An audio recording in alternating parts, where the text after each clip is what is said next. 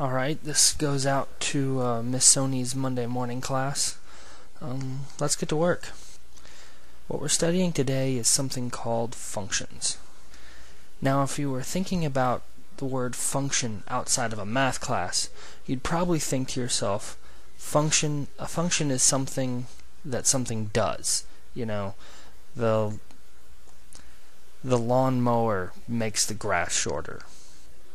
That's its function. You know, the function of a pair of scissors is to cut something. And, you know, that's not exactly what we're going to be doing, but I want you to keep that in mind, this concept of this thing does something.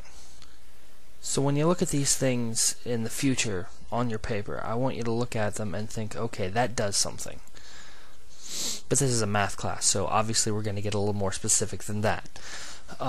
When you see a function, another thing that I want you to think is a relationship between two things.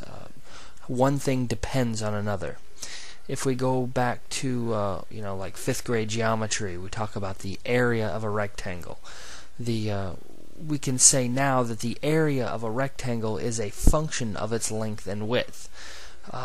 Let's say we have a rectangle and its length is x and its width is 2x. Then we know that area is length times width. So we would have the area is a function of x equal to x times 2x, or 2x squared.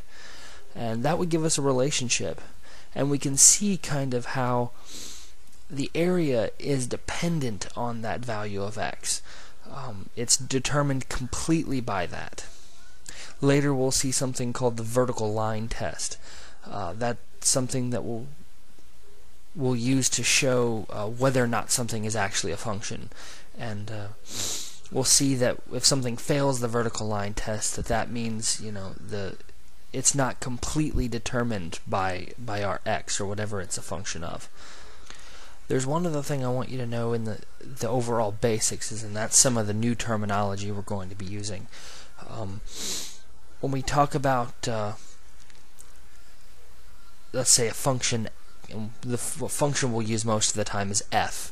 Just like we use x as our unknown most of the time, we'll use f for our basic function. When we say f of x, and we'll write that f and then with x in parentheses, that doesn't mean f times x. That means this function f with the dependent variable x. And if we decide to put a 3 in there where the x would normally be, we say f of 3. Then what we'll do is we'll take that 3 and we'll put it into the function. We go back to our area of the rectangle. We have a of x, say. And we're going to have a of x equals 2x squared. So if we have a of 3, then we'll say 2 times 3 squared. 3 squared is 9. 2 times 9 is 18. So if x is 3, then we know that the area is 18. If you didn't get that, that's okay. Might want to go back and listen to it a couple more times. But another thing to keep in mind is that math isn't something that you read. It's not something that you look at. It's something that you do. And you won't really understand it until you just get into the problems and start working on them.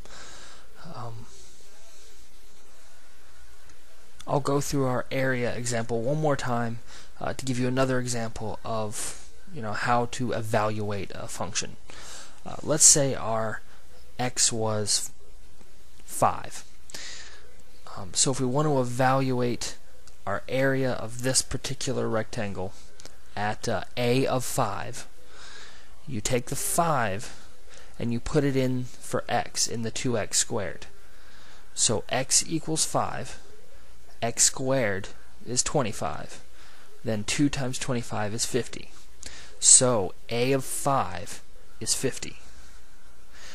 That's pretty much it for basic functions. Next we'll be moving on to piecewise functions. I hope this works.